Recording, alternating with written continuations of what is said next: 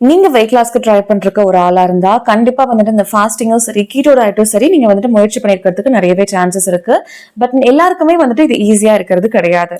So இந்த keto fasting இதெல்லாம் விடவும் வெயிட் லாஸ்க்கு வந்துட்டு ஈஸியான மெத்தட்ஸ்லாம் இருக்கு. இது நீங்க கன்சிஸ்டன்டா ஃபாலோ பண்ணீங்க அப்படின்னாவே கண்டிப்பா வந்துட்டு உங்க ஹெல்த்ல ஒரு பெரிய சேஞ்சஸ் இருக்கும். ஸோ அதுக்கு ரொம்ப ரொம்ப முக்கியமான ஒரு 5 ஸ்டெப்ஸ் வந்துட்டு நான் இந்த வீடியோல சொல்றேன். வேணும்னா இந்த வீடியோவை சேவ் பண்ணி வச்சுக்கோங்க, வீடியோவை கடைசி வரைக்கும் பாருங்க. இது வந்துட்டு முடிஞ்ச அளவுக்கு ஃபாலோ பண்ண ட்ரை பண்ணுங்க, உங்களுக்கு வந்துட்டு ரிசல்ட்ஸ் நல்லாவே இருக்கும். முக்கியமா நம்ம இந்த வெயிட் லாஸ்க்காக டிஸ்கஸ் பண்ற எல்லா விஷயங்களையும் வந்துட்டு கர்ப்பமா இருக்கிற பெண்களும் குழந்தைங்களுக்கு வந்துட்டு பால் கொடுத்துட்டு இருக்கிற அம்மாக்களும் வந்துட்டு தயவு செஞ்சு ஃபாலோ பண்ணாதீங்க. உங்களுக்கு வந்துட்டு கண்டிப்பா எக்ஸ்ட்ரா கேலரிஸ் தான் வந்துட்டு உடம்புக்கு தேவைப்படும்.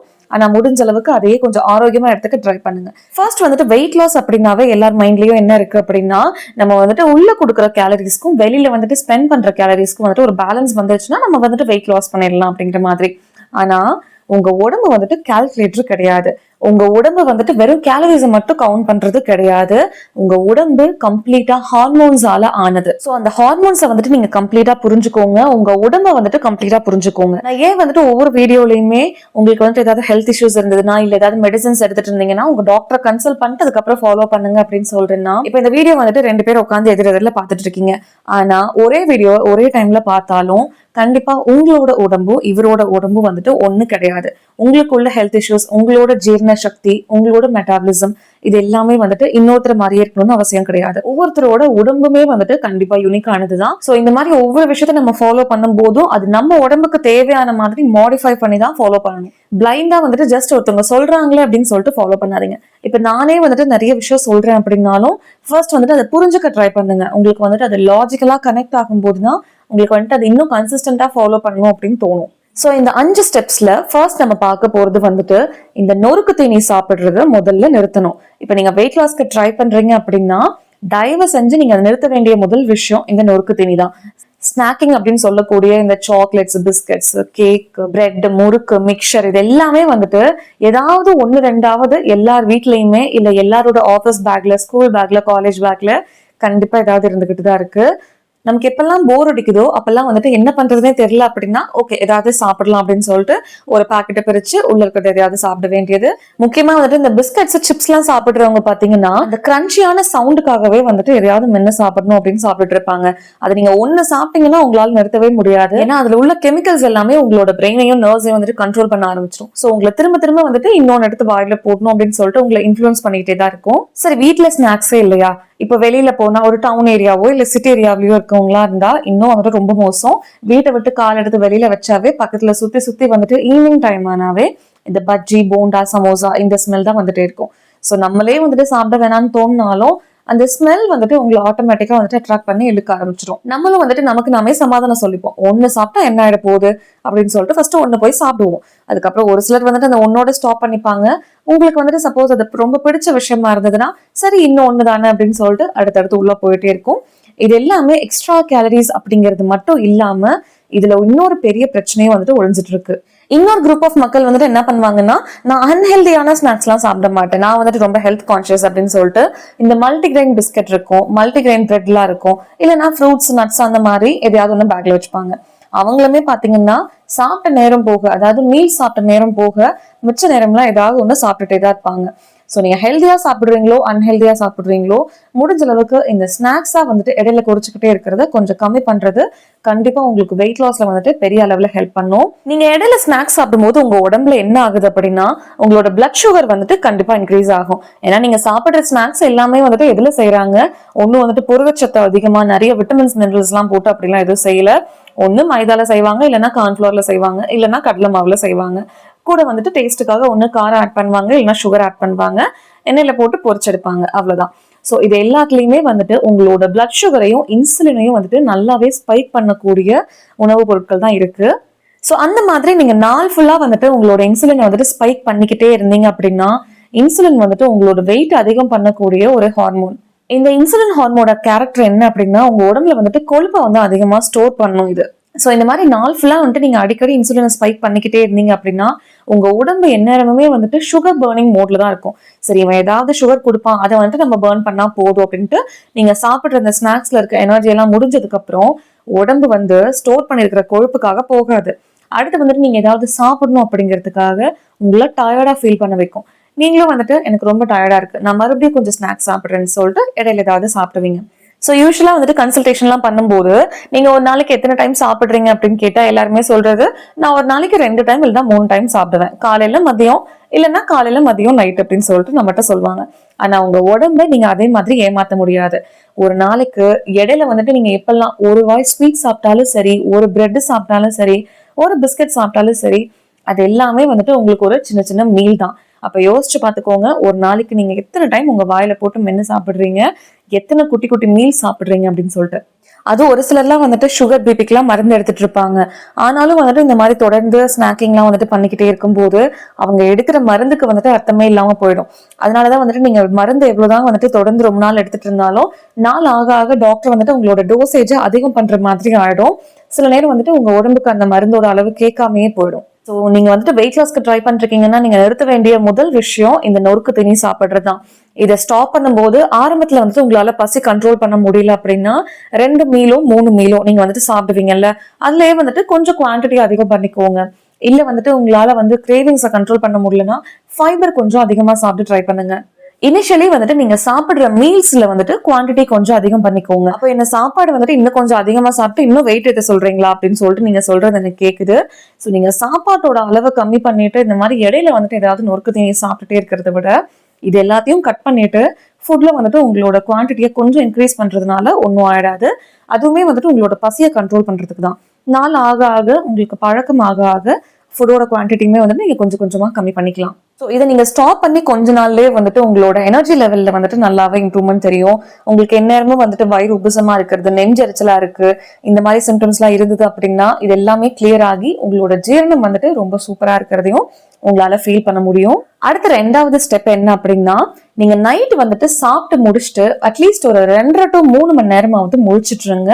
உடனே வந்துட்டு சாப்பிட்டோம்னா போய் படுக்காதீங்க. முக்கியமா வந்துட்டு ஈவினிங் டைம் சன்செட்டுக்கு மேல உங்க உடம்புல வந்துட்டு இந்த இன்சுலின் ஹார்மோன், அப்புறம் உங்களோட ஜீரண சக்தி, டைஜஸ்டிவ் ஃபயர் அப்படின்னு சொல்லுவாங்க ஆயுர்வேதத்துல. ஸோ இது வந்துட்டு ரொம்பவே மந்தமா தான் இருக்கும். அப்போ நீங்க ஈவினிங் சாப்பிட்டோன்னா போய் படுத்தீங்க அப்படின்னா ஆல்ரெடி வந்துட்டு ரொம்ப ஸ்லோவா இருக்கு, உங்களோட டைஜஷன் ரொம்பவே ஸ்லோ ஆயிடும். ரொம்ப சீக்கிரமா முடிய வேண்டிய அந்த ஜீரணம் நைட் ஃபுல்லா தொடர்ந்துகிட்டே இருக்கும்.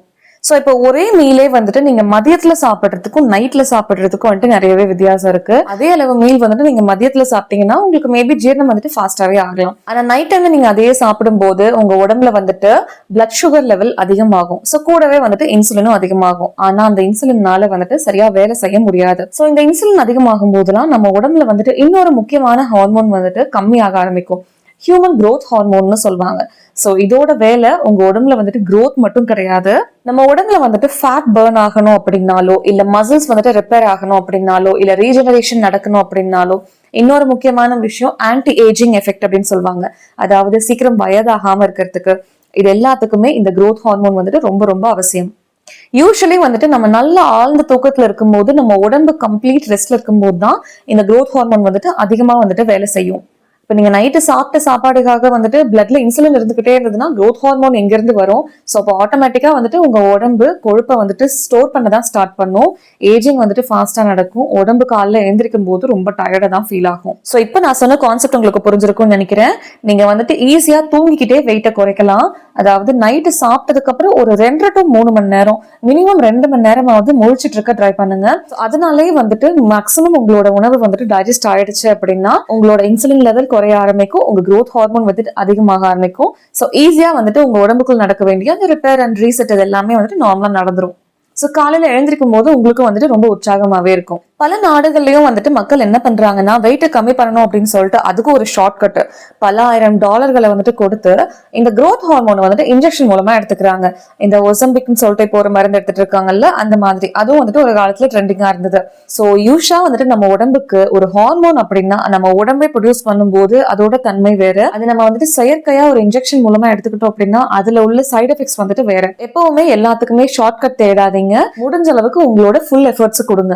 வெயிட் லாஸ் ஆகிறது மட்டும் இல்லாம இன்னொரு முக்கியமான விஷயம் வந்துட்டு நைட் ஃபுல்லா உங்க உடம்பு ஜீரணத்திலே இருந்ததுன்னா உங்களோட கல்லீரல் தான் வந்துட்டு உங்க உடம்புல ஒரு டீடாக்ஸ் பண்ற ஃபேக்டரி மாதிரி. ஸோ அதுக்கு அந்த விஷயத்த பண்றதுக்கு டைமே கிடைக்காது. ஆட்டோமேட்டிக்கா உங்க உடம்புல வந்துட்டு இந்த டாக்ஸின்ஸ் எல்லாம் பில்ட் ஆகிக்கிட்டே இருக்கும். அதனாலே வந்துட்டு காலைல எழுந்திரிச்ச உடனே வந்துட்டு ரொம்ப பசிக்கிறது, தலைவலிக்கிறது, பிரெயின் ஃபாக்னு சொல்லுவாங்கல்ல, அந்த மாதிரி இருக்கிறது. நிறைய பேர் வந்துட்டு காலைல எழுந்திரிச்சோன்னா வந்துட்டு எல்லாருக்கிட்டையும் சிடுசிடுன்னு இருப்பாங்க, இல்லைன்னா அப்படியே மந்தமா போய் எங்கேயாவது உட்காந்துட்டு இருப்பாங்க, ஒரு மாதிரி ஹாப்பியாவே ஆக்டிவாவே இருக்கவே மாட்டாங்க. அதுக்குமே வந்துட்டு இது ஒரு மெயின் ரீசன் சொல்லலாம். உங்களுக்கு இந்த மாதிரி ஏதாவது சிம்டம்ஸ் இருந்தாலும் கண்டிப்பா வந்துட்டு உங்களோட டின்னர் டைமுக்கு அப்புறம் ஒரு 2 மணி நேரமாவது முழிச்சிட்டு இருக்க ட்ரை பண்ணுங்க. அடுத்து வந்துட்டு மூணாவது விஷயம் என்னன்னா, ஒவ்வொரு வேலை உணவுக்கு அப்புறமும் கொஞ்சமாவது நடங்க. சாப்பிட்டோன்னா போய் சோஃபால சாஞ்சு படுக்கிறது, இல்லைன்னா உட்காந்துட்டு டிவி பாக்குறது, தயவு செஞ்சு இந்த வேலையை செய்யவே செய்யாதீங்க.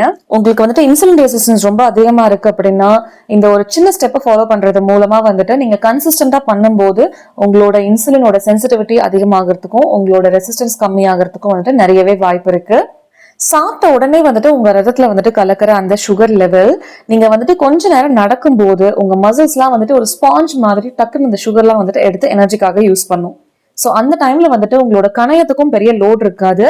நிறைய வந்துட்டு இன்சுலின் ப்ரொடியூஸ் பண்ணணும் அப்படின்னு அவசியம் கிடையாது. ஏன்னா உடனே தேவைப்படுறதுனால அந்த குளுக்கோஸ் வந்துட்டு உடனே வந்துட்டு பாடி யூஸ் பண்ணிக்கும்.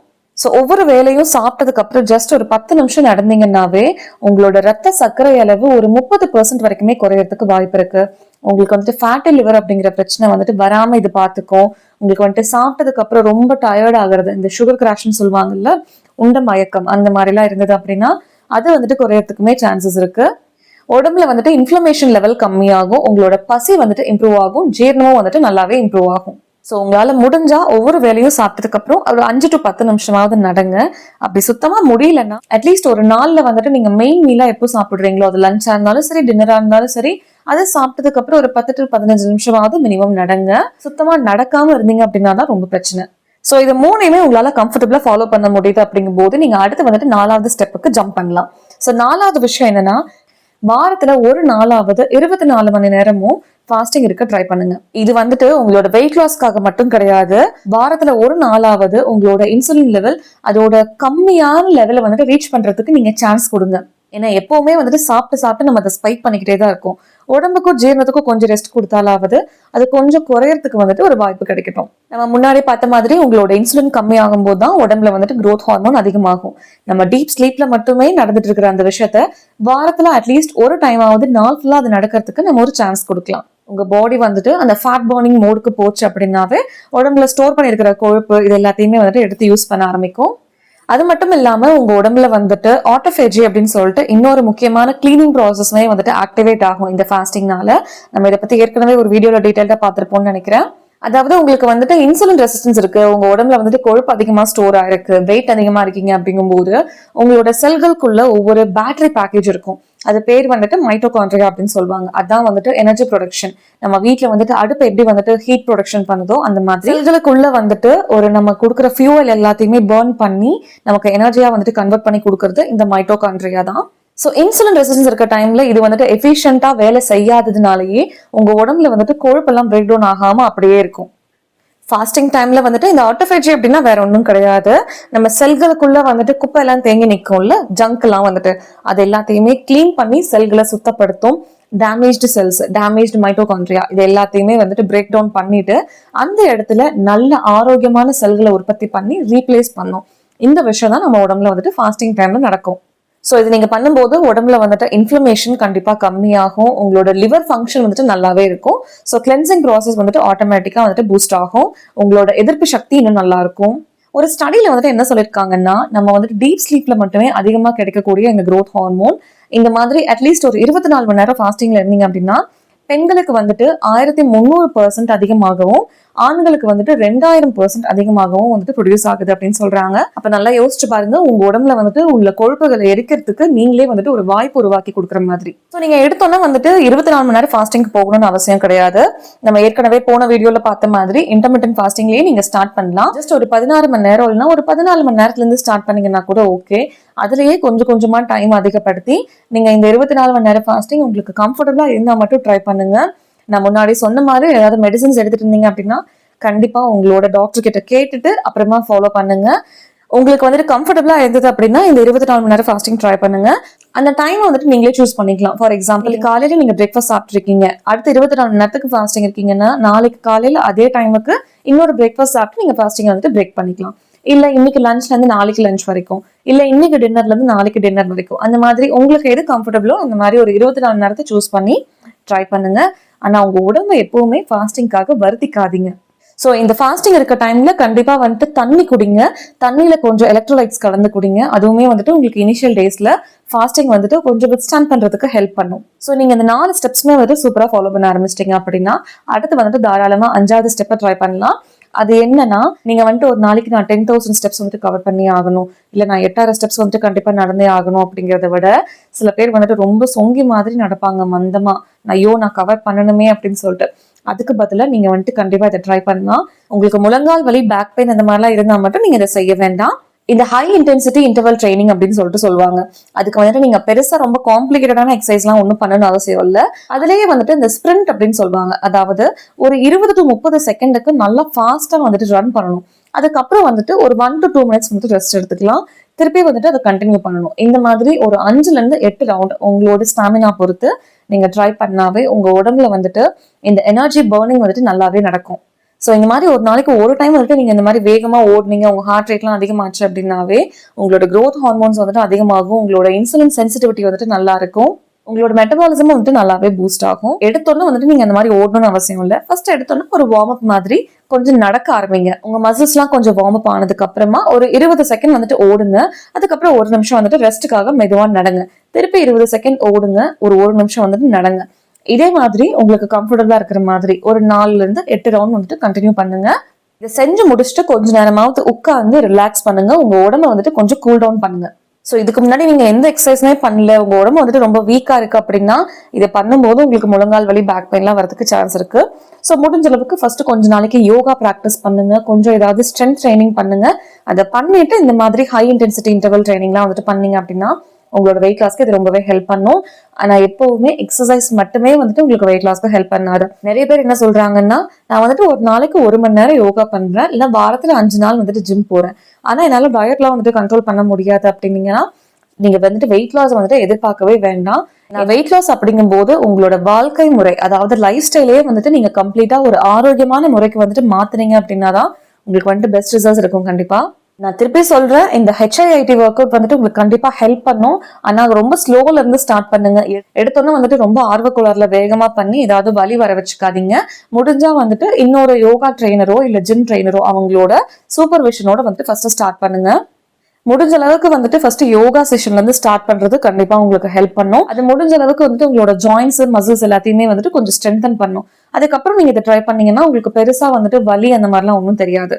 உங்களுக்கு வயசு வந்துட்டு கம்மியா இருக்கு, நீங்க வந்துட்டு வெயிட் லாஸ்க்கு ட்ரை பண்றீங்க அப்படின்னா நீங்க வந்துட்டு தாராளமா இந்த ரன்னிங் வந்துட்டு ட்ரை பண்ணலாம். அது ஓடும்போது வந்துட்டு சும்மா ஏனோ தானோன்னு ஓடாம பின்னாடி வந்துட்டு ஒரு நாய் உங்களை துரத்துற மாதிரி ஜஸ்ட் உங்களோட வாழ்க்கையை காப்பாத்திக்கிறதுக்கு நீங்க எப்படி ஓடுவீங்களோ அந்த மாதிரி ஒரு 20 செகண்ட் ஓடுனீங்கன்னா கூட அது உங்க உடம்புல வந்துட்டு மைட்டோகாண்ட்ரியா பயோஜெனசிஸ் அப்படின்னு சொல்லுவாங்க. அதாவது புதுசா வந்துட்டு நிறைய மைட்டோகாண்ட்ரியா வந்துட்டு ப்ரொடியூஸ் பண்றதுக்கு ரொம்பவே ஹெல்ப் பண்ணும். நான் இந்த மைட்டோகாண்ட்ரியா வந்துட்டு உங்க உடம்புல உள்ள செல்களுக்கான பேட்டரி பேக்கேஜ் நான் ஏற்கனவே சொல்லியிருக்கேன்.